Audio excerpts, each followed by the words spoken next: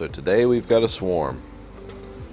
These bees are landing in my apple tree over here. And it's a pretty good size.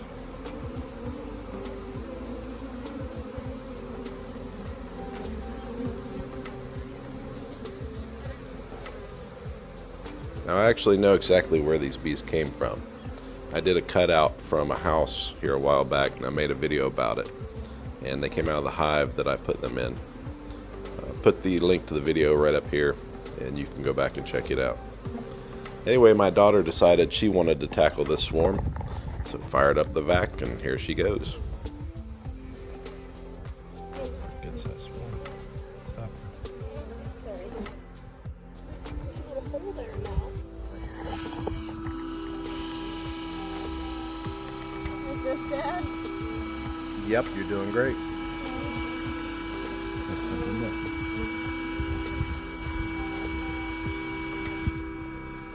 In you go.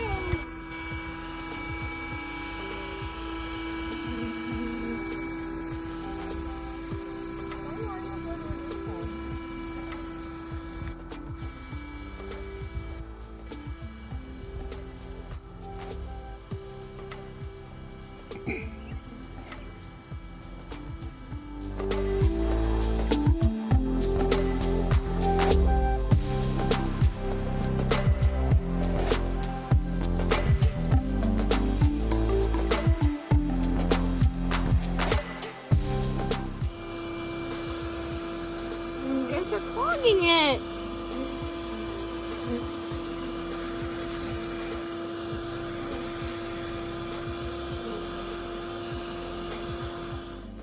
I bought my daughter a bee suit when I first started in this hobby, and ever since she's been my little helper. She loves to go out there and get right in with the bees. Of course, she's a softie at heart, so every time she sees a bee in need, she's more focused on getting him the help, or I should say, getting her the help that she needs.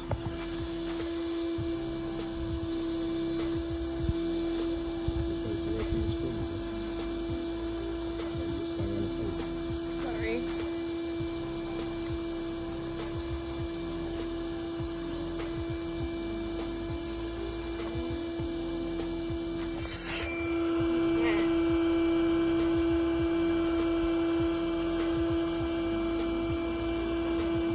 Dropped a bunch. You gotta get them from the bottom, though, not from I'm so the sorry, side. guys. My hair keeps getting in my Work up face. here. Yeah.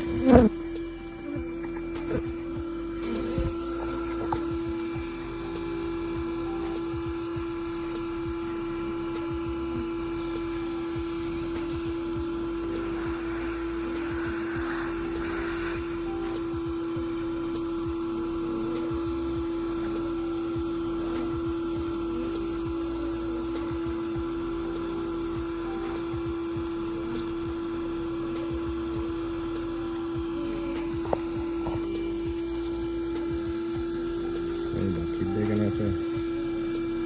If you keep digging right there, you're gonna make it so they can't hold on. You gotta work from the outside. Because they're holding on to all the bees that are on the inside. Sometimes you can tell if you vacuumed up the queen by the amount of bees that gather on the vacuum. They can smell her pheromone, and if you've sucked her up and she's in the vacuum, they'll kind of go to the exhaust vent because they're looking for her.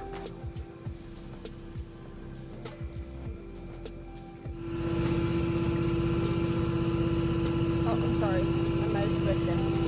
Yeah, I did. I'm so sorry. Oh my God, you're getting clogged up.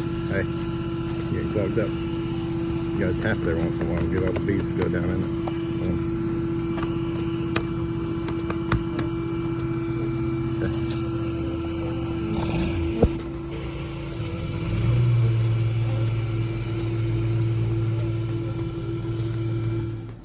Now this vacuum is designed specifically for vacuuming bees. It has an adjustable motor so you can adjust the speed or the suction. That way you're not ripping the wings and legs off of the bees as you suck them up. So it's very gentle on them, and the bucket is designed to hold them and give them a comfortable place to rest while you finish your work. Now I'm going to make a video about this vacuum in the future. I haven't done that yet, but when I do, I will post a link right up here in the top where you can see it.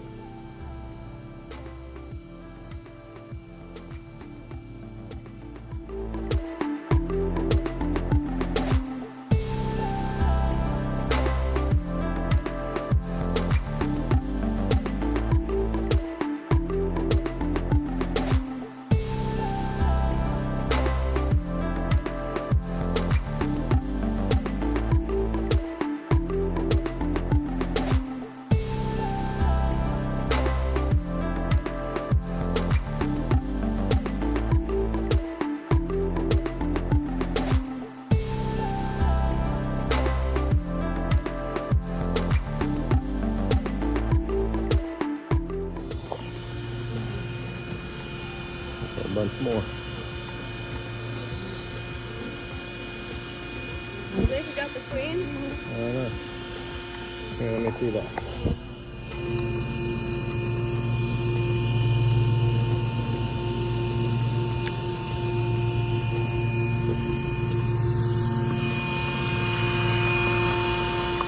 Now this right here is kind of what I'm talking about. You can tell that you've got the queen already sucked up by the amount of bees on the exhaust. That little screen back there is the exhaust.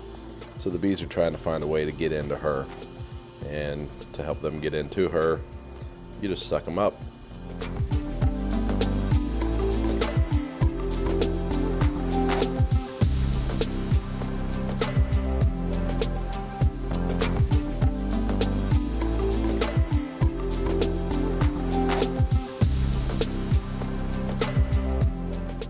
Now, of course, the whole time that we're vacuuming, we're actively looking for the queen.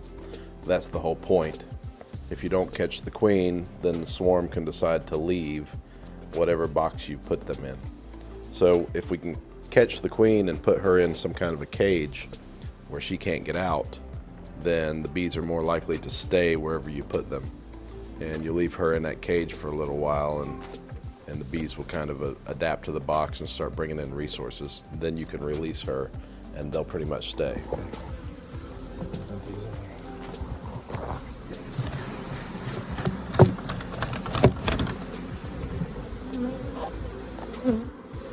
Are you putting another hive on top of it?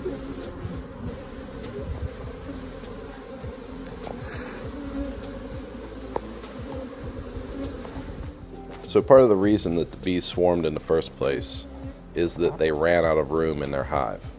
I'm adding them back to their same hive that they came out of. But what I'm doing is I'm adding a second box on top, and I'm putting some new frames in there so the bees will have something new to work on and to build. Now the whole time that I'm doing this, I'm looking for the queen, and right here I spot her. She's got a dot on her back. I don't know if you can see it in the cage here. But there's a little orange dot flopping around in there. That's the queen. So once we've got her, the bees are more likely to stay in the hive because they want to be with their queen. So we'll put these new frames in here, and we'll give them 3 days or so. Then we'll release the queen, and should be good to go.